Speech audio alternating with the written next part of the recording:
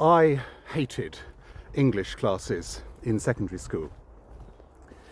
This is a bit peculiar, given that I am now a writer. It's even more peculiar, given that I knew at the time, when I was in secondary school having those English classes, I knew then that I wanted to be a science fiction and fantasy writer. And yet I still hated English classes. And even more than that, I didn't think English classes, at least the ones we were getting, were even relevant to being a writer, a science fiction and fantasy writer. They didn't seem to have anything to do with what I wanted to do. Didn't seem relevant at all.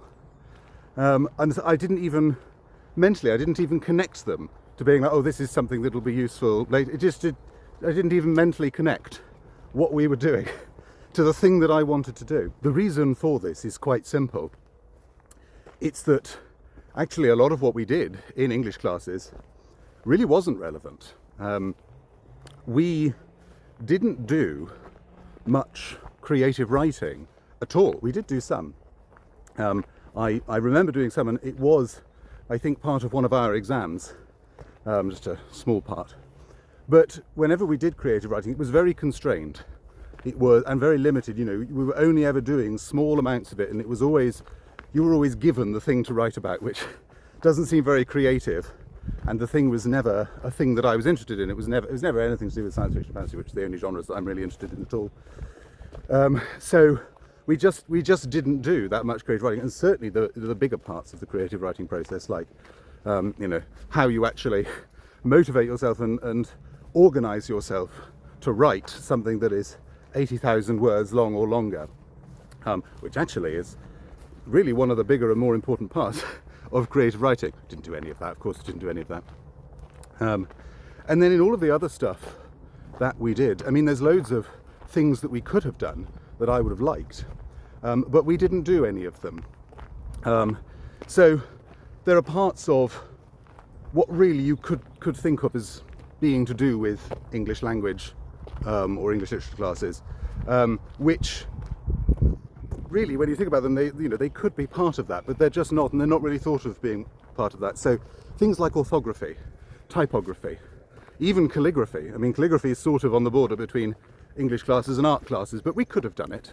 And certainly that, older styles of writing by hand, things like black letter.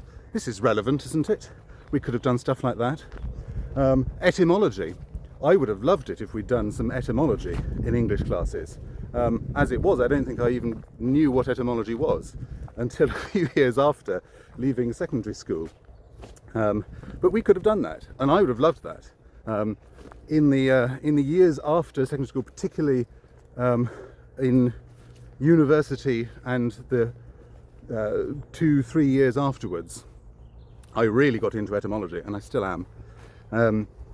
But I spent ages looking up the etymologies of different words, was obsessed with it. We could have done that in English classes, but we didn't, not any part of it.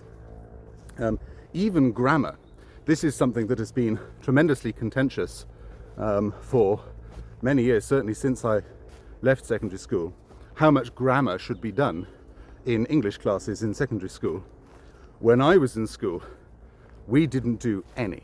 We did no grammar in the 5 years I was there. Well, if we did, it was a tiny amount and I can't remember it. My recollection is that we didn't do any. And everything that I know about English grammar I actually learned by doing German A-level, because you really can't learn German without learning a bit of grammar. And I just had to apply it back onto English. But we did no grammar. But I would have liked that.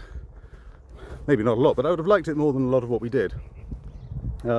Instead, what we did in English classes, there was a particular ideology, a particular framework that was very prevalent at the time, and I think still is,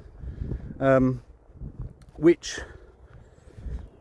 essentially boils down to there is no right answer. Now, as someone who is more predisposed to mathematical thinking, certainly at that age, when you go into an English class and you're told no, there is no right or wrong answer, this is just absurd. There may not be one absolutely definitive right answer, one answer that is the absolute best, but there's certainly going to be answers that are wrong. Some of them very wrong. And this idea that nothing is incorrect here. There's nothing. This is just absurd, preposterous to me at that time, and still now, really. So English classes, to me, seemed not to be relevant to anything that I wanted to do. No relevance to writing science fiction and fantasy. Nothing to do with world building either. If you're going to write science fiction and fantasy, you have to be good at world building. You have to get good at it. And very often you also have to get good at language construction, which was always my forte.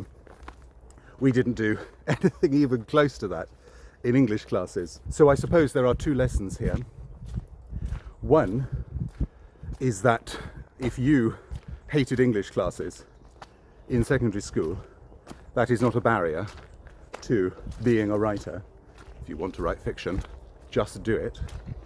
And two, and this is something that I've complained about many times in the years between then and now, is that maybe English classes in secondary school should be a bit broader in their scope, not just endlessly focused on weird modern poetry and 20th century American fiction, which is what my English classes seem to almost exclusively be about. But what do you think?